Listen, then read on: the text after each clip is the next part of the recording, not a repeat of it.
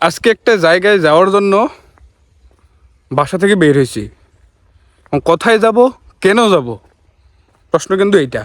মানে কোথায় যাব, কেন যাব, আমার যে কি দরকার, কেন যাব ওই জায়গায়, তো সেটাই হচ্ছে আমার প্রশ্ন।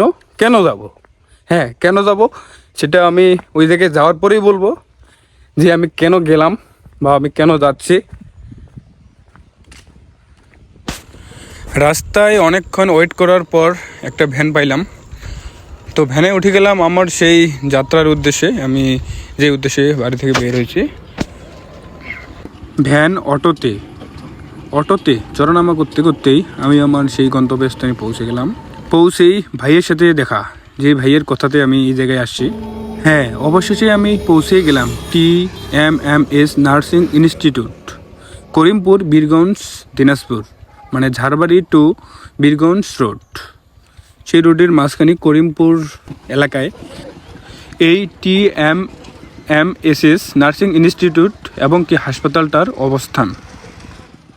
আমি ওই ভাইটার সাথে আস্তে আস্তে এক পা দু পা করে সেই হাসপাতালের ভিতরে প্রবেশ করলাম।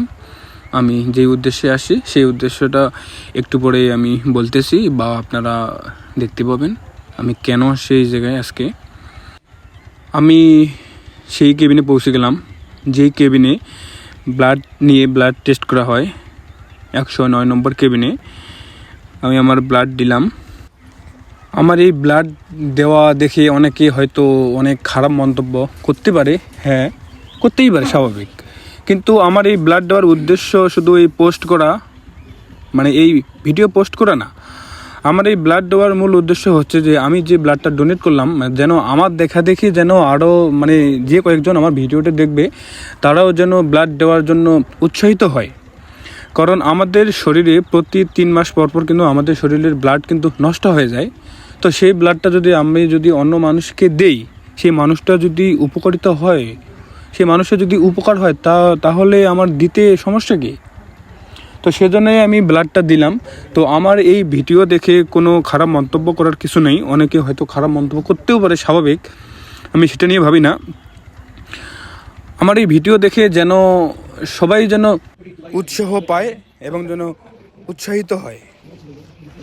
আপনারা তোমরা অবশ্যই ব্লাড দিবে। তোমাদের কারোর সাথে যদি ব্লাড গ্রুপ যদি ম্যাচ খায়, তাহলে তোমরা অবশ্যই ব্লাড দিবে। অবশেষে আমি বলতে চাই, আমার এই জায়গায় একটা জিনিস খুব খারাপ লাগছে, সেটা হচ্ছে গিয়ে যে ব্লাড দেওয়ার সময় হাতে একটা কিন্তু বল দেয়, এই জায়গায় সেই বলটা ছিল না। তার সাথে আরও কিছু জিনিস ছিল না, যে জিনিসগুলো হচ্ছে যে আমার হাতে যে সুচটা ঢুকাইছে, ওই সুচটার ওই জায়গায় কিন্তু ট্যাপ দিয়ে মারি দেয়, কিন্তু আমাকে সেই ভাইটা দেয় নাই। পরবর্তীতে মানে তাৎক্ষণিকভাবে আমার আরও অনেক ব্লাডিং হয়েছে, মানে অনেক ব্লাড অনেক ব্লাড পড়ছে।